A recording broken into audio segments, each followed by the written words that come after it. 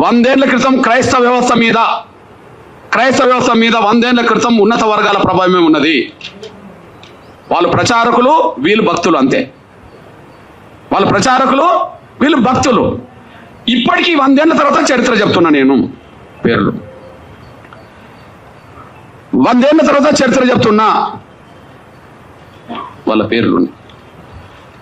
ఇప్పుడు చూడండి, చౌత ఈ తెలుగు నేలను క్రైస్తవ మత ప్రచారాన్ని 99% ప్రభావితం చేసే పెద్ద పెద్ద ఫాదర్ల పేరు, పాస్టర్ల పేరు, బ్రదర్స్ పేరు మీకు చదివి వినిపిస్తా. ఇలా ఒక్క దళితుడి పేరు చెప్తే నేను 100 ఏళ్ల క్రితం 4 పేరు చెప్పాను. 100 ఏళ్ల తర్వాత 10 మంది పేరు చెప్తా.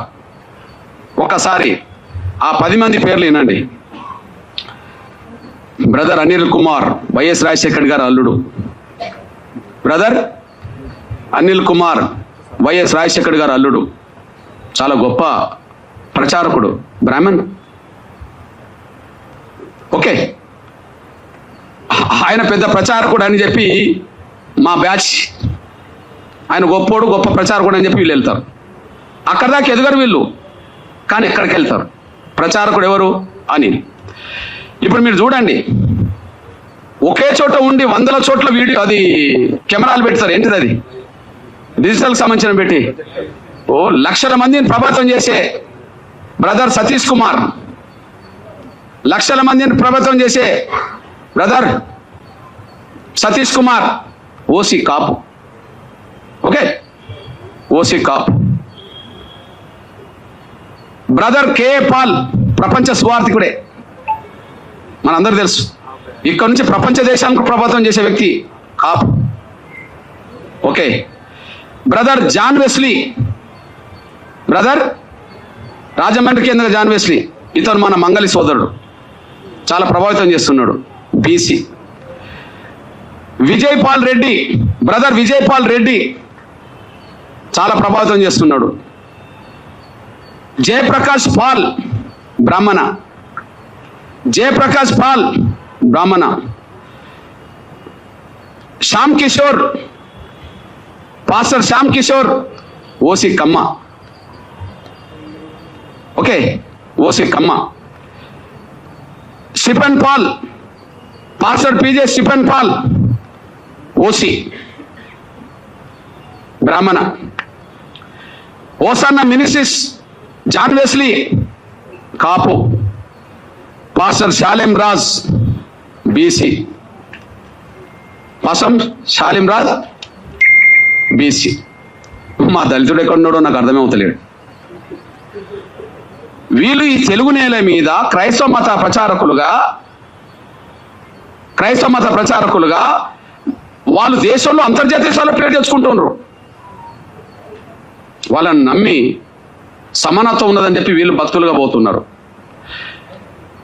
ఇప్పుడు ఈ ప్రచారం చేసిన వాళ్ళకు, ఈ మతంలో చేరండి, ఈ మతం గొప్పదని చెప్తున్న వాళ్లకు 1950 ఆర్డర్ వర్తించదు.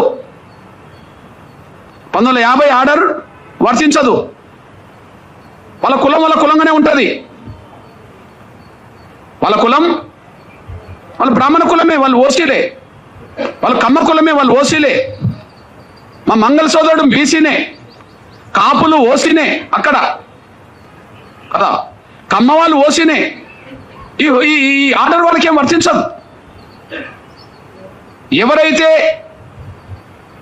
క్రైస్తవ మతం చాలా గొప్పదని ప్రచారం చేసి దూసుకెళ్తున్నారో, పేరు తెచ్చుకుంటున్నారో, ప్రతి ఆదివారం, శనివారం, శుక్రవారం ప్రతిరోజు ప్రార్థన పేరుతో దశమభాగం తీసుకుంటున్నారో, ప్రార్థనల పేరుతో దశమభాగం కోరుతున్నారో, అసలు దశమభాగం ఇవ్వకపోతే కూడా దేవుడు అంగీకరించాడని చెప్పి మన భయభ్రాంతులు గురి చేస్తున్నారో, వాళ్లకు ఈ ఆర్టికల్, ఈ రాష్ట్రపతి 1950కి సంబంధించిన ఆర్డర్ వర్తించదు. ఆర్డరు మేము గొర్రెలేం కదా, వర్తిస్తాయి. దళితులు వాళ్ళు గొర్రెలాగా భావించుకుంటారు. వాళ్ళకి వీళ్ళకి వర్తిస్తుంది ఆర్డర్, వాళ్ళకి వర్తించదు. మీరు చెప్పండి, ఇది వివక్షత కాదా? అసలు ఆర్డర్ రాజ్యాంగ విరుద్ధం అన్నా నేను. ఆర్టికల్ 14కు 15కు విరుద్ధం,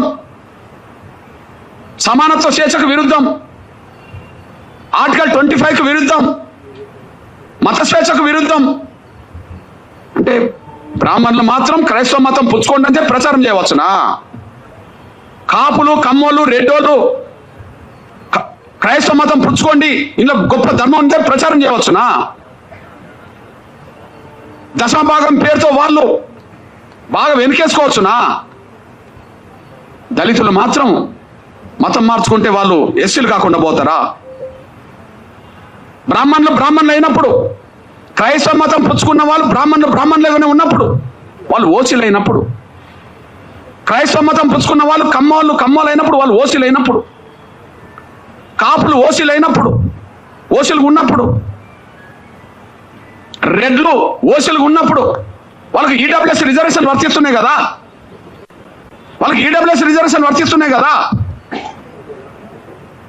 ఇప్పుడు ఎస్సీ ఎస్టీ యాక్ట్ వీళ్ళకి వర్తించదు, రేపు రిజర్వేషన్ వర్తించవద్దు అని అంటుండ్రు కదా. ఎస్సీ యాక్ట్ వర్తించదు, రేపు రిజర్వేషన్ కూడా వర్తించవని మీరు తీర్పులు చెప్పారు కదా ఆర్డర్ పట్టి. అంటే వాళ్ళకు రిజర్వేషన్ కూడా వర్తించవచ్చునా? వాళ్ళ కులహోదాగానే ఉండాలనా? వాళ్ళ కులహోదాగానే ఉండాలి. వాళ్ళ బ్రాహ్మణులు ఓసీ హోదా ఉండాలి. వాళ్ళు క్రైస్తవ మతం పుచ్చుకున్నా ప్రచారం చేసినా వాళ్ళ ఓసీ హోదా పోతలేదు, వాళ్ళ బ్రాహ్మణ కులం హోదా పోతలేదు, కమ్మల హోదా పోతలేదు, రెడ్ల హోదా పోతలేదు, కాపుల హోదా పోతలేదు. చివరికి మా బీసీలు కొంతమంది ప్రచారకులు, మత ప్రచారకులు అవుతే వాళ్ళ హోదా బీసీలు కానీ మంగళగానే ఉంటుంది. ఇక్కడ దళితులు మాత్రం మా మీద వివక్ష ఉన్నది నిజమే కదా, పోనీ మతం మార్చుకుంటా అంటే పోతా అని చెప్పి నమ్మిపోతే ఎస్సీ హోదా రద్దు చేస్తారా? ఇది వివక్ష కూడిన ఆర్డర్ కాదా? ఇది రాజ్యాంగ విరుద్ధం కాదా? ఇది వివక్ష కూడిన ఆర్డర్ కాదా? ఇది రాజ్యాంగ విరుద్ధం కాదా? మా మీద రుద్దుతారా? మేము ఏం తినాలి, మేము ఏ విశ్వాసం కలిగి ఉండాలని మా మీద రుద్దుతారా? మేమేం తినాలి, ఏ బట్టలు కట్టుకోవాలి, ఏ విశ్వాసం కలిగి ఉండాలని రుద్దుతారా? ఆ రుద్దడం అనేది రాజ్యాంగ విరుద్ధం కాదా?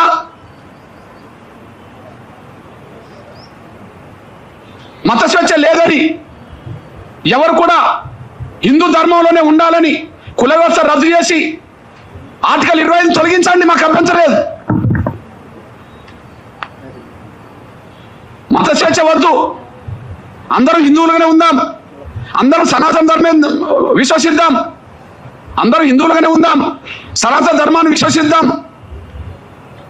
కుల వ్యవస్థ ఉండదు, కులాన్ని రద్దు చేస్తున్నామని చెప్పానండి. దాని ద్వారా మెజారిటీ ప్రజలు ఆర్టికల్ 25 ఉన్నా లేకపోయినా దాన్ని పట్టించుకోరు. మనకి ఇక్కడ అందరికీ స్వేచ్ఛ ఉంటే, అందరికీ గౌరవం ఉంటే, ఈ మత విశ్వాసాల్లో, హిందూ ధర్మంలో లేదా సనాతన ధర్మంలో ఏదో ఒక లోపం లేకపోతే, కుల వ్యవస్థను సమర్థించే వ్యవస్థ లేకపోతే ఇన్ని ఎందుకు వస్తాయి? మనం విస్తరించలేకుండా పోయినాం, కానీ వాళ్ళు విస్తరించుకుంటూ ఇక్కడికి వచ్చేసారు. ఆ విస్తరించేటప్పుడు అది కరెక్ట్ మంచిది అని చెప్పి ప్రచారం చేసింది అగ్రకులాల క్రైస్తవ ప్రచారకులే. వివక్ష గురైన వాడు పోతే మాత్రం అని హక్కు రద్దు చేస్తారు. ఇది న్యాయం కాదు, ధర్మం కాదు. ఇది గాంధీ కుట్రలో భాగం, ఇది గాంధీ కుట్రలో భాగం. గాంధీ ప్రత్యక్షంగా ఉండి కమ్యూనల్ అవార్డు అమలు కాకుండా అడ్డుకున్నాడు. గాంధీ పరోక్షంగా ఆనాడు రాజ్యాంగ సభ చర్చల్లో దళిత క్రైస్తవులకు రిజర్వేషన్ అవసరం లేదు, మేము అందరూ సమానమే అని చెప్పి 4 క్రైస్తవ అగ్రకులాల క్రైస్తవ పెద్దలతో అలా రాయించుకున్నాడు. ఇది కుట్ర. నాటి నుంచి నేటి వరకు వివక్ష కొనసాగుతుంది. నాటి నుంచి నేటి వరకు వివక్ష కొనసాగుతుంది. ఈ నేపథ్యంలో స్పష్టం చేస్తున్నాం. పోనీ అంబేద్కర్ అభిప్రాయం స్పష్టంగా ఉన్నది. అంబేద్కర్ విలువనిస్తుండ్రా? మేము అంబేద్కర్ను గౌరవిస్తామని మాట్లాడుతుండ్రు కదా, అంబేద్కర్ ప్రపంచ మేధావని మాట్లాడుతుండ్రు కదా, అంబేద్కర్ గొప్ప రాజనీతిజ్ఞుడు అని మాట్లాడిండు కదా. మరి ఆయన అభిప్రాయానికి విలువనియాలి కదా, ఆయన అభిప్రాయానికి విలువనివ్వాలి కదా. ఈ దేశంలో మత వ్యవస్థ కంటే మత వ్యవస్థను మింగింది ఇప్పుడు కుల వ్యవస్థ కదా.